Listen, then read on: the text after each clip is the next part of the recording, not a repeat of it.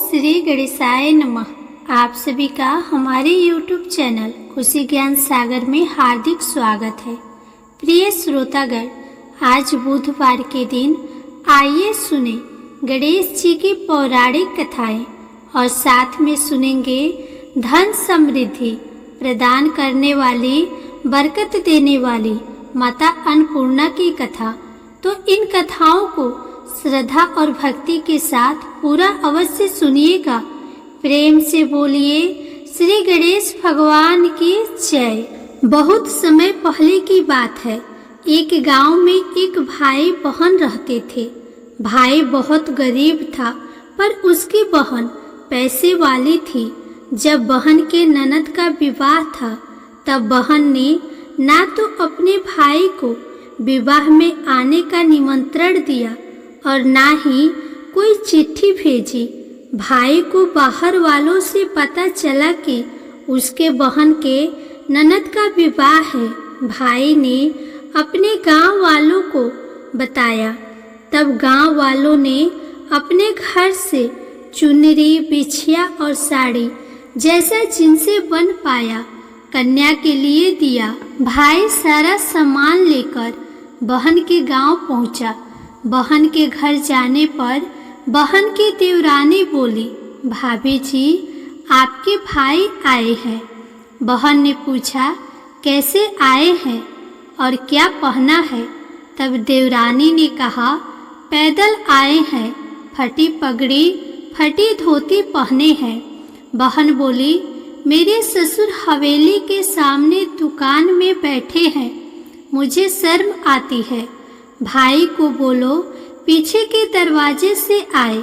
भाई के आते ही बहन ने भाई को एक कमरे में बंद करके बाहर से ताला लगा दिया। एक तरफ लड़की का विवाह हो रहा था, गाजे बाजे बज रहे थे, अतिथियों को भोजन कराया जा रहा था और दूसरी तरफ भाई को कोई पानी तक पूछने वाला न था। तभी भाजे की बहू को दया आई और उसने दरवाज़ा खोल दिया। दरवाज़ा खोलते ही भाई वहाँ से भागा। 2 दिनों के भूखे प्यासे रहने के कारण उसे चक्कर आने लगे।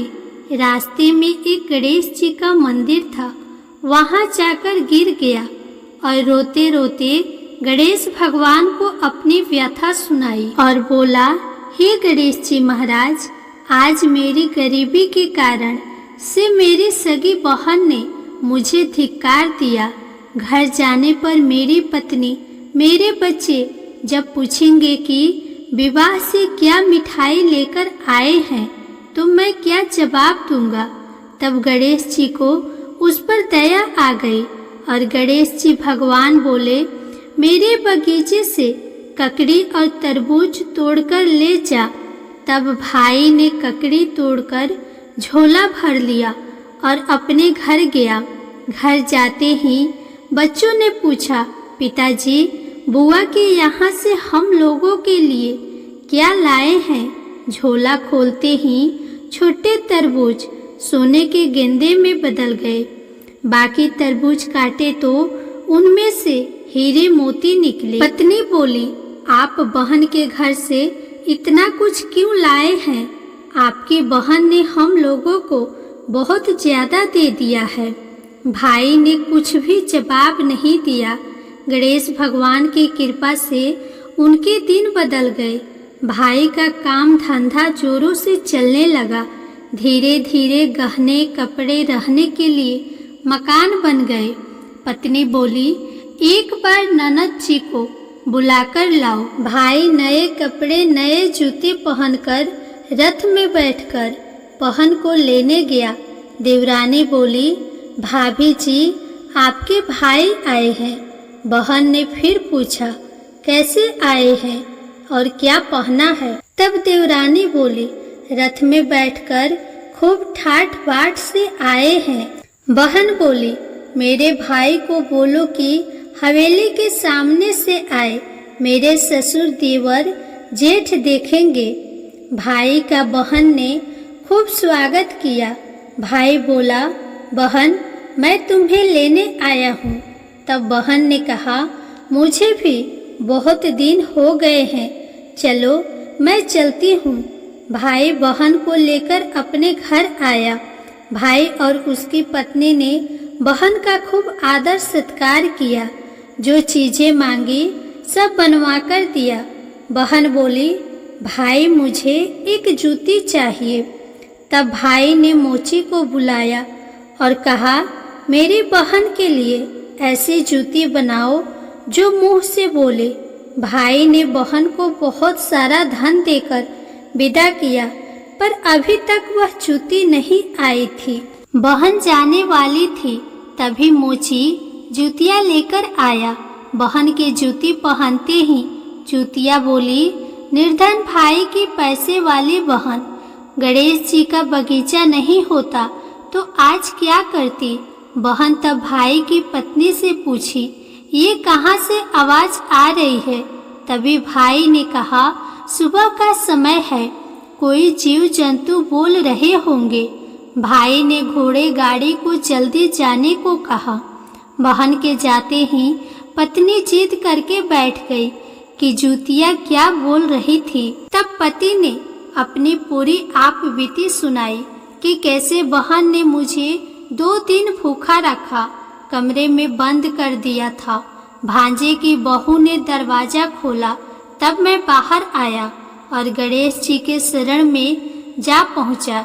गणेश जी की कृपा से हमारे दिन बदले हैं। उसने अपनी पत्नी को सारी बात बताई। तब पत्नी बोली, अगर मुझे मालूम होता तो मैं आपकी बहन को कुछ नहीं देती। मेरा दिया हुआ सब कुछ वापस लेकर आओ। तब पति बोला, गणेश भगवान ने हमें सब दिया है। अगर वह मुझे भूखा प्यासा कमरे में बंद नहीं करते तो मैं गणेश भगवान के मंदिर में क्यों जाता। क्या मैं गणेश जी को अपना दुखड़ा सुनाता। तुम अपना मन मैला मत करो। अपने पर तो गणेश जी की कृपा है और किस चीज की कमी है। फिर दोनों गणेश जी के आगे झुककर प्रणाम करते हैं और जयकारा लगाया। हे गणेश जी महाराज, जैसी कृपा आपने गरीब भाई पर करी, वैसे ही अपने सभी भक्तों पर अपनी कृपा बनाए रखना। तो प्रेम से बोलिए श्री गणेश महाराज की जय। अब आइए गणेश जी महाराज की अगली पौराणिक कथा सुनते हैं। एक बार देवी तुलसी विवाह हेतु वर ढूंढने के लिए तीर्थ यात्रा पर निकली थी और ढूंढते ढूंढते वह गंगा किनारे पर पहुंच गई। उस वक्त गणेश भगवान गंगा किनारे तप कर रहे थे। उन्हें देखते ही देवी तुलसी उन पर मोहित हो गई और उनके मन में गणेश भगवान से विवाह की इच्छा उत्पन्न हुई। फिर देवी तुलसी ने गणेश जी के पास जाकर उनका ध्यान भंग कर दिया। आंखें खोलने के बाद गणेश भगवान के सामने देवी तुलसी खड़ी थी, लेकिन सामने एक स्त्री है, इसलिए अपने क्रोध को नियंत्रण में रखकर गणेश भगवान ने पूछा, आप कौन है देवी और मेरा ध्यान भंग करने का क्या कारण है। जवाब में देवी तुलसी ने अपने परिचय के साथ गणेश जी से विवाह की बात कर ली। उत्तर में गणेश जी बोले, देवी मैं ब्रह्मचारी हूँ, उस वजह से मैं विवाह नहीं कर सकता। अपने विवाह प्रस्ताव के लिए ना सुनने के बाद देवी तुलसी क्रोधित हो गई और उन्होंने गणेश जी को श्राप दे दिया कि उनका ब्रह्मचर्य टूटेगा और उनके 2 विवाह होंगे। इस बात पर गणेश भगवान भयंकर क्रोधित हो उठे, क्योंकि एक तो वह स्त्री है,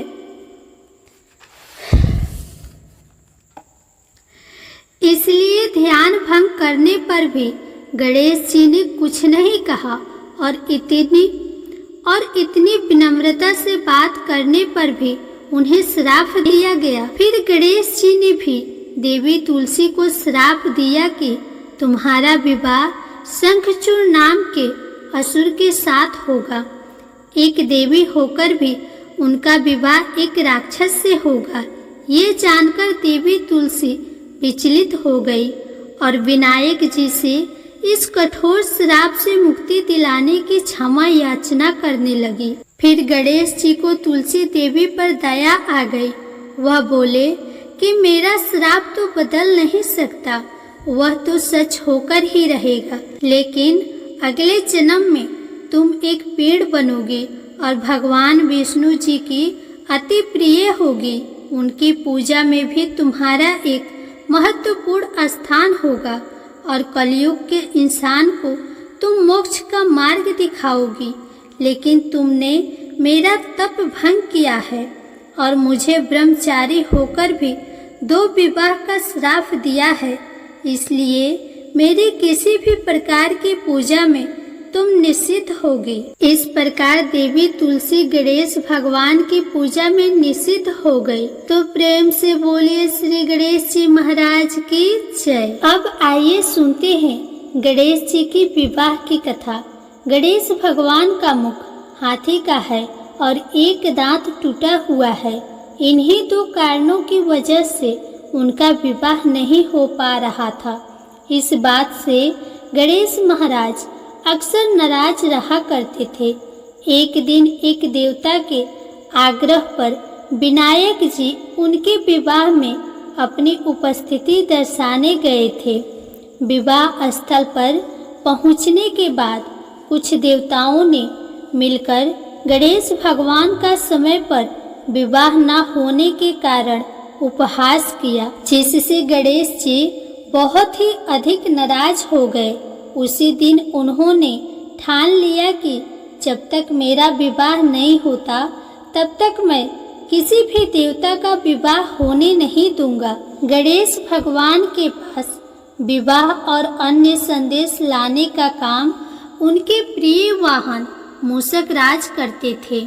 अब मूषक राज जब भी किसी देवता के विवाह का समाचार लाते तब गणेश जी उसे आदेश देते और मूषक राज अपनी सेना के साथ जाकर उस विवाह के मंडप को गिराकर तहस नहस करते एवं बारातियों को भी भगा देते।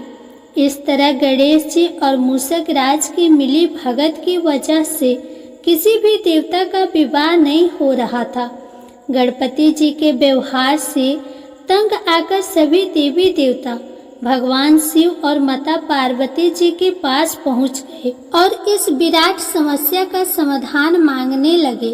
भगवान शिव और माता पार्वती ने कहा कि इसका हल तो आपको केवल ब्रह्मा जी के पास ही मिल सकता है। कृपा करके आप ब्रह्मलोक को जाएं। माता पार्वती और महादेव को प्रणाम करके सभी देवी देवता ब्रह्मा जी के पास प्रकट हुए।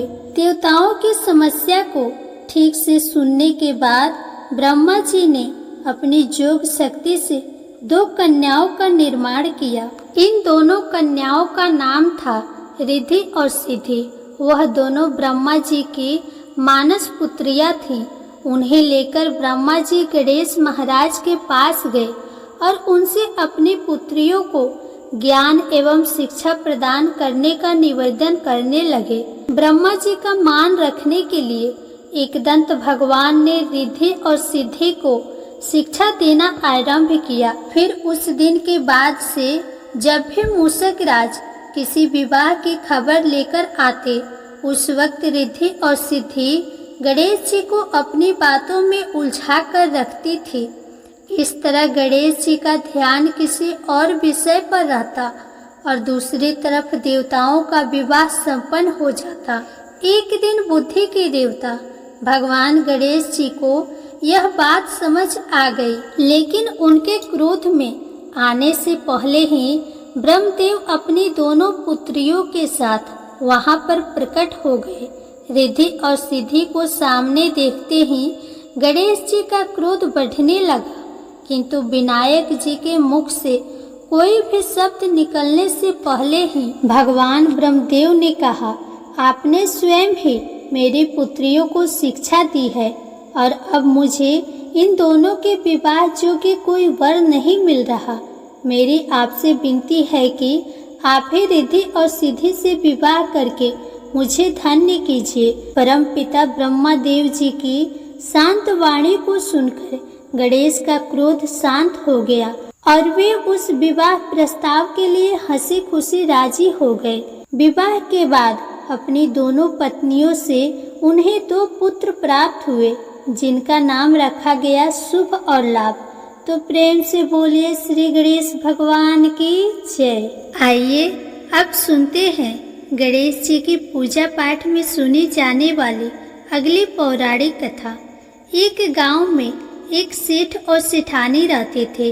वे बहुत ही धार्मिक प्रवृत्ति के थे और वे गणेश जी के अनन्य भक्त थे। वे दोनों बिना चूके हर बुधवार को गणेश जी का व्रत रखते थे और शाम को ब्राह्मणों को भोजन कराने के बाद अपना व्रत खोलते थे। सेठ जी का काफी बड़ा परिवार था। वे सब आपस में बड़े प्यार और भाईचारे से रहते थे, लेकिन सेठानी और सेठ की कोई संतान नहीं थी। इस विषय पर परिवार और गांव के लोग आपस में बहुत बातें किया करते थे। सभी लोग सेठानी को बांझ बुलाते थे। ये सभी बातें सुनकर सेठ और सेठानी बहुत दुखी होते थे।